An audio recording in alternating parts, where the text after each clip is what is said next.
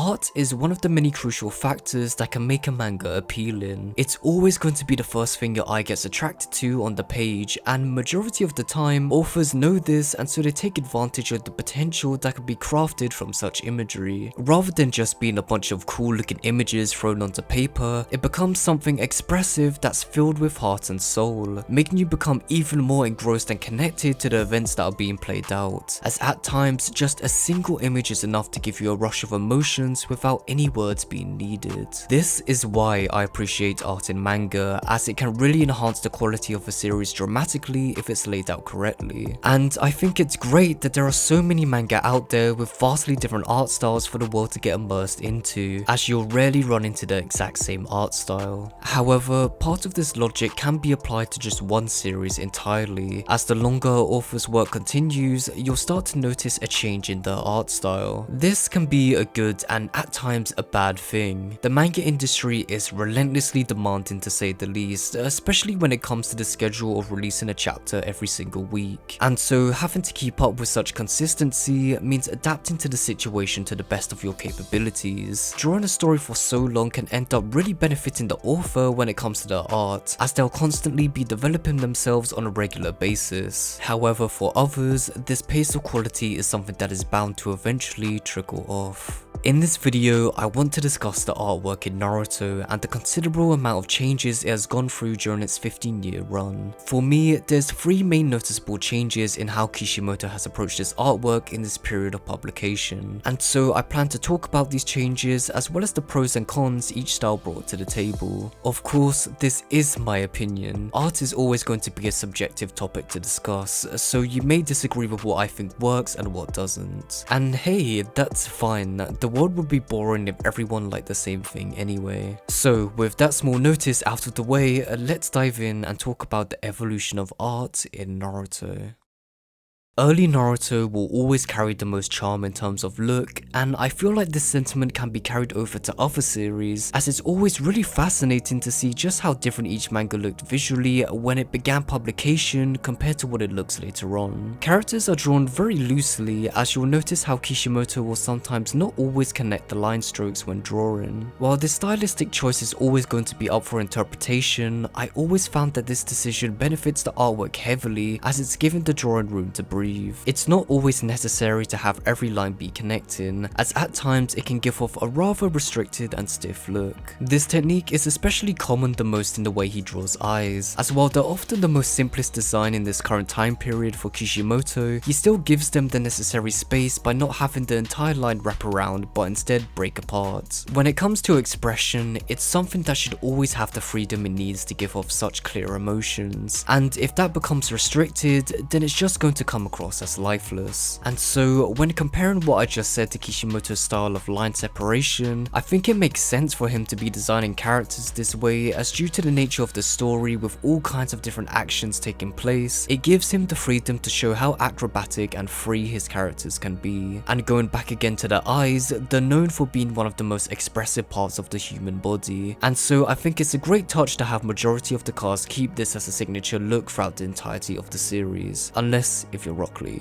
Moving on from the smaller touches, let's talk about some of the most noticeable things of Kishimoto's early art. As mentioned, characters are drawn in simple fashion, making sure not to over detail or complicate anything with unnecessary touches. You can see this in the way he draws his shadows, as they're just straight lines that have the same tonal value, meaning the shadow isn't getting darker or lighter, it's all just the same. He also makes sure these shadows aren't used too excessively, though he has shown multiple times he can pull off superb looking artwork that takes full advantage of such excessive use of lines for a more dramatic effect. And I think one of the reasons why the more dramatic looking artwork in Naruto packs such a punch is because of the clean and simple look Kishimoto draws his characters, as stated earlier. Let's look at Haku for example. Here you can get a good grasp of how he draws, as he tends to enjoy sticking to more straighter and blocky designs, such as the strap around his waist as well as the kimono in general, while only using curves when necessary, like for the shoulders and curvature nature of his fingers. Though if you look at Haku from our perspective, on the left side of his head we can see a straight line travelling up to the top of his scalp, as generally you would think there would be a curve in this section, yet Kishimoto has decided to give it his own special touch to further show off his style of drawing. And while his characters can seem very sharp in design, which matches the type of story he's telling with dangerous ninjas engaging in multiple fights, he still manages to pull off delicate moments when needed, as they carry all the warmth and affection such a moment should be displaying. This blocky and straight way of drawing is something to keep in mind for later, so make sure to keep it in the back of your head for now. But for the final part of this section, I want to briefly discuss Kishimoto's paneling. While I'd say in this time period Kishimoto has a great grasp of staging, I would say his panel layout is by far the least impressive compared to everything else I've mentioned. And that's not to say it's bad, I think he does a really great job in general, especially when it comes to his borderless panels and double page spreads, which always look superb to say the least. I just feel at times Kishimoto could have laid out his panels in more interesting ways to help assist with what's being displayed in terms of the actions of the characters. Fortunately, he does evolve out of this later on when his art style develops, so I'll save those examples for later. But as I said, I think how Kishimoto handles his paneling is completely fine. I think it just would have been nice to see more exciting displays filled with energy. It's clear to see he understands what he's drawing, as even for the paneling on this page, while it looks simple enough, there's a really great detail Kishimoto added to further emphasize the powerful smack to the face Kiba gets when getting kicked to the floor, as the bottom line for the top panel isn't completely horizontal, but instead is positioned slightly diagonal to create a disorientating look, as your eyes are trying to make you believe the line is completely straight, when in reality it's slightly turned, matching how Kiba must be feeling in terms of being disorientated from such a blow, as this panel is based around the headspace of Kiba. This being reinstated by having the bottom panel be purely a reaction shot of Kiba feeling the effect of the damage he's received. Kishimoto could have just drawn a straight horizontal line for each panel, but this wasn't just a normal panel showcasing an average attack, but a panel that marked a significant change to the fight, that being Kiba's defeat. And while we're on the topic of giving attention to panel layout, Kishimoto has always been really careful at making sure he has enough space for everything, creating great detailed moments such as these 3 panels that show the slow change in Naruto's reaction to realizing Sasuke is alive, not only giving some great characterization to Naruto without any proper sentences being formed, but also giving the perfect amount of space such a revelation would have on a character to make it all the more emotional, as he could have easily skipped the middle panel entirely, but it wouldn't have delivered the same slow expressive effect, as it's like our shift in emotions is matching with Naruto's as the panels progress. Overall, I think the start of Kishimoto's art venture with Naruto was handled pretty amazingly, as it's always a treat to go back and reread the early volumes of the series, as you can feel the charm and passion of a creator who is having a blast at what he's doing. While I have a few tiny nitpicks like facial expressions and character movements feeling a bit too stiff at times, it's honestly nothing that major to complain about when compared to everything else that's being offered here. I would assume the reason for some stiffness here and there, as well as not too many interesting panel layouts being demonstrated, is because there was a time where Kishimoto actually stopped drawing in his early years to pursue baseball and basketball in high school, only getting his passion reignited for drawing manga upon seeing the Akira anime film poster. And when comparing Kishimoto's work to the artists of Akira, Katsuhiro Otomo, you can see some similarities in their art styles, especially when it comes to the eyes, ears and hands, as he's mentioned how he wished to imitate such a style before. But as mentioned, there's nothing significant that I would say is inherently bad about Kishimoto's art in this time period of early Naruto. It works wonders and I'm happy with it. However, little did I know just how much potential Kishimoto had in his art abilities as the manga continued publication, leading to what I consider the truest peak of Kishimoto's art.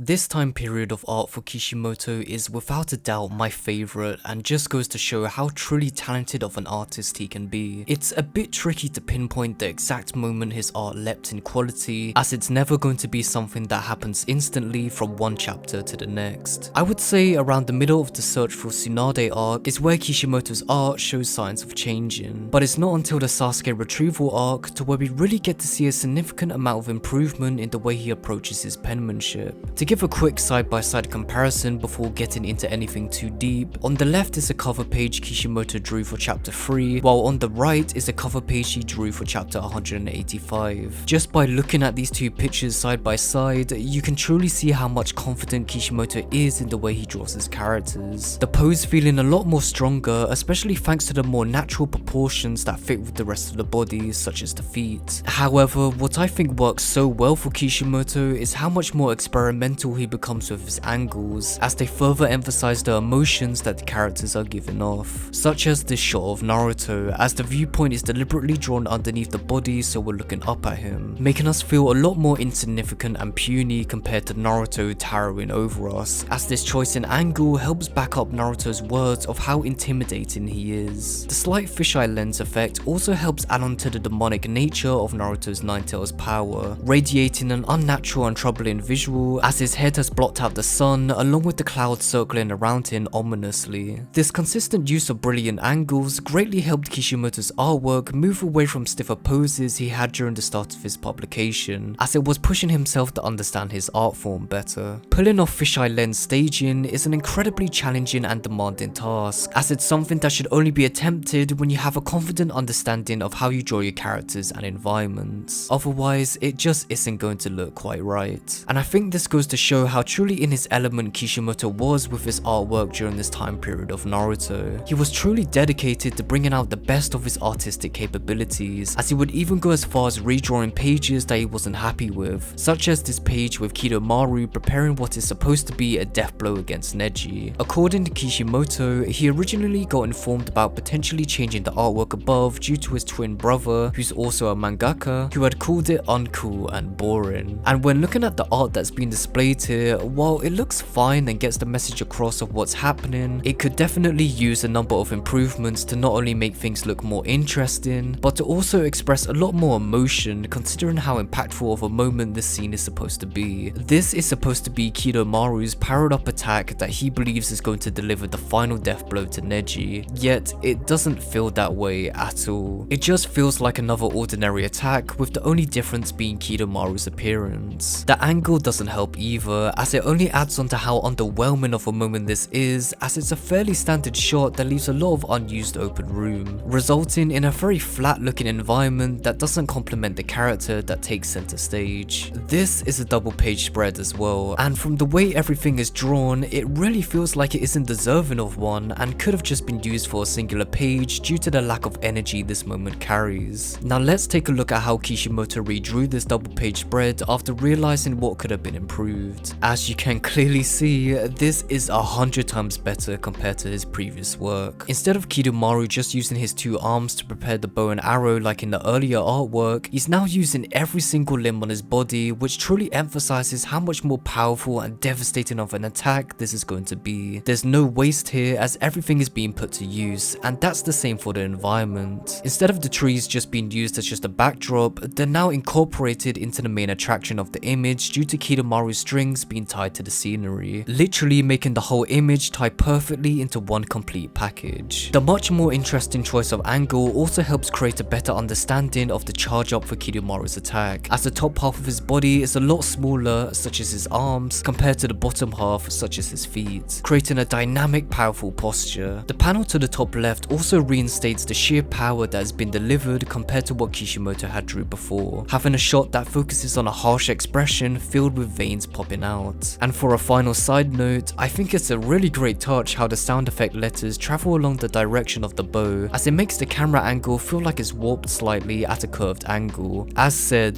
Kishimoto was 100% in his element when it came to showing his true potential as a mangaka, as there's so many beautiful pieces of artwork that can be framed in a museum purely based on how stunning they look. This is especially the case for his double page spreads, as they're always packed to the brim with gorgeous visuals that you can't help but get lost looking at. And while I have my praises for the upgraded direction Kishimoto went in with his art, there was one comment from Kishimoto that grabbed my attention. Due to the anime being incredibly popular, he believed having his manga have the same art style that the anime was going for would help create a better segue for fans that wanted to check out the manga, as having a different style would be off-putting. And upon reading this, I couldn't help but feel slightly disappointed. Don't get me wrong, this direction Kishimoto took for his artwork clearly worked for me anyway, as I consider it to be my favorite time period of his art. It's just, you can't help but think it could have been something much better. Due to wanting his art to look like the anime, he's already made a restriction for himself that doesn't allow him to explore new territory with his art. And while before I did explain how he had partially done this through the use of camera angles, this is still something that could be pulled off by the anime. I think one of the best things about manga is getting away with things that can't always be replicated by the anime adaptation. It's one of the many reasons why I love the My Hero Academia manga in comparison to the anime, as it's filled to the brim with dynamic, exaggerated expressions that you're rarely going to see replicated to such quality in animated format. And sure, while the My Hero Academia manga has always been more expressive than Naruto, you can't help but wonder there was possibly an extra element Kishimoto could have pursued for his manga. And as said before, I am perfectly happy with how his art direction has turned out. It's just something you can't help but imagine how things could have been different. And so, who knows, maybe it's something that would have turned out for the worst and not necessarily the best. Either way, it's an interesting conversation to bring up. So overall, as stated many times, I love this period of art from Kishimoto. He improved on numerous elements of his previous art style, which resulted in some of his strongest work being shown off here. I have very little complaints, as you could probably tell. And now I think it's about time we move on to the final stage of evolution Kishimoto took with Naruto's art style, as eventually the strain of being a manga artist gets unfortunately pushed up to the forefront more than ever.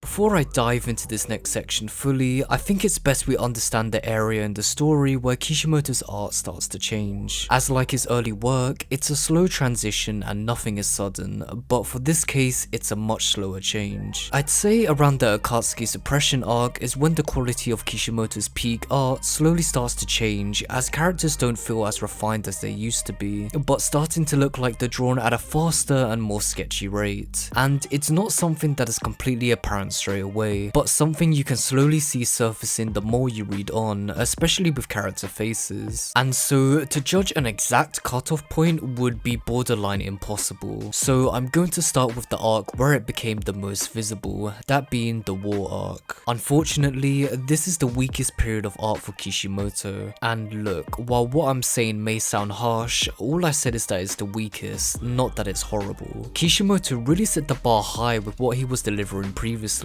and of course, being a manga artist for 15 years straight will eventually start to weigh down on you, as it's natural that such a demanding schedule was finally starting to affect Kishimoto's work. If you read weekly manga that has been publishing for years upon years, you'll understand how this isn't something that is unique to Naruto. The same happened with Kubo's failing health for Bleach, as well as Togashi's insane body pains with Hunter x Hunter. And as stated earlier, I'm not saying the art that gets produced towards the end point of these series are bad, not by any means, it's far from the truth. I think it's just important to acknowledge that dip in quality is there and is still worth briefly discussing, especially when in majority of these circumstances, the author isn't to blame, but the industry itself. But manga such as Bleach and Hunter x Hunter can be saved for another day, so before I go too off topic, let's get back to Naruto, as I feel like I've explained enough how this situation with artwork isn't something that uncommon. In a strange way, I feel like Kishimoto's artwork slightly resembles his early art as he moves back to focusing on more blockier designs. I mentioned this at the start, but I believe the reason why this look is a lot more present is because of how the character designs take on a rather quick and sketchy look. The art isn't as refined as the previous period of artwork we discussed, but this can sometimes be very beneficial to the more intense moments showcased in the war arc, such as the pool of dead bodies and blood from the aftermath of Obito's carnage. The sketchy tones of Kishimoto's art style really helping develop a grittier look for this scene to make it appear all the more violent and chilling. Or even the moment where Sasuke announces his true intentions to the world, making this panel look all the more dramatic thanks to the harsh and excessive use of rough shading Kishimoto has used for Sasuke's face, especially around the eyes and nose thanks to his cross-hatching technique. It's just slightly unfortunate that when it comes to the average drawing, poses can tend to feel slightly stiff and a bit awkward, as due to how blocky in design some of the characters can look. Facial expressions also suffer from similar problems, as they only do the bare minimum in conveying emotion, as they desperately need more energy behind them to pack a greater punch to successfully match the dialogue on paper. However, Kishimoto has demonstrated numerous times that this is something he can pull off. It's just a shame this has a habit of appearing much more frequently. But by far the biggest criticism and problem I have with this period of art in Naruto is the backgrounds. If you've been paying attention, you'll notice that I haven't really been discussing anything too deep regarding backgrounds, and that's because it's a fairly tricky process. Like any other manga artist, Kishimoto has assistants that help him with parts of his manga, and this is most apparent with areas such as backgrounds. I don't know who did what, so it's incredibly hard for me to assume whether Kishimoto was as involved with the backgrounds as he was with the characters. At best, I can only guess he was involved with the basic structure of what it might look like for his assistants to build upon. But either way, I am not a fan of these backgrounds. The war arc is filled with really boring and generic scenery of just,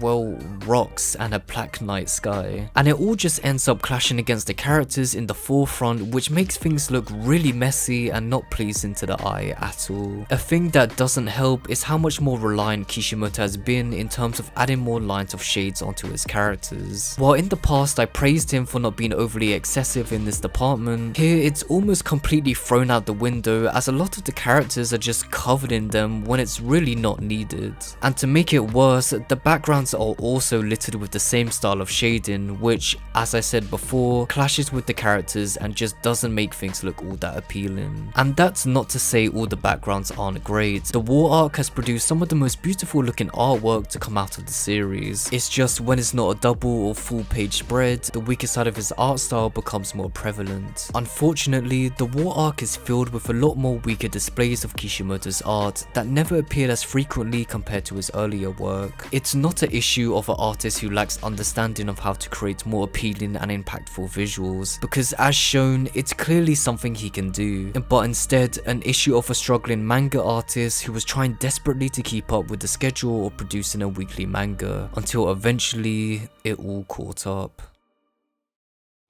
Now, I don't want to end things on a sour note of me being slightly negative of Kishimoto's art. I still believe he is an incredible artist that can pull off absolutely stunning pieces of artwork with no problem at all. The art he produced during the war arc isn't something I would consider bad either. It's just since he's displayed better artwork previously, certain elements start to become more noticeable. What needs to be noted and shared is how loss in quality is an unfortunate normal thing for manga artists that have the tight deadline of releasing a near enough 20-page chapter every single week. It's a ruthlessly demanding environment that works creators to blood, sweat and tears, and sadly this has just become the everyday norm that doesn't show signs of improving. And so with knowing all of this, I'm always going to remain impressed with how artists such as Kishimoto lived and prevailed through this crazy work cycle for so many years. Sure, I have my issues with certain aspects of Kishimoto's art during the later half, but that's not something to discredit him for as an artist. He's delivered some of the most eye-catching panels in manga that will forever cement itself within my brain, and because of that, I'm happy. I'm happy I got to witness the story of Naruto through Kishimoto's artistic interpretation, as it's something I'm always going to be grateful for. And with that being said, I hope this video has done its purpose in showing you the evolution of art in Naruto.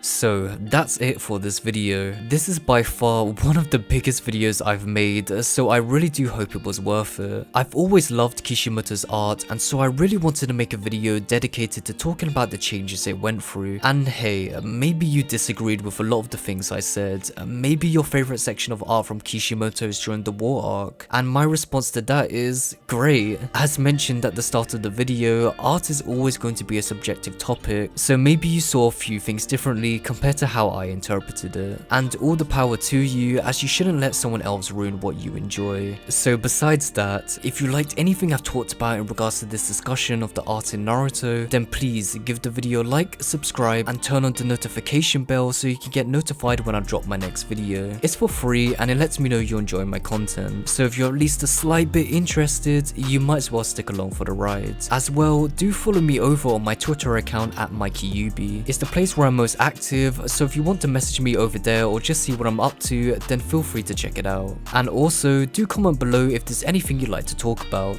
whether it's to do with the artwork in Naruto or manga and anime in general. Whatever the discussion is, I'll make sure to check it out. Do also let me know if there's any other series that you would like to see get explored when it comes to discussing the evolution of art. It's something a bit different for the channel, so depending if people like this video, I'll be more than happy to jump into another series and express my thoughts. And with this, thank you all so much for watching the video to the very end. Hope you all have a great day and bless.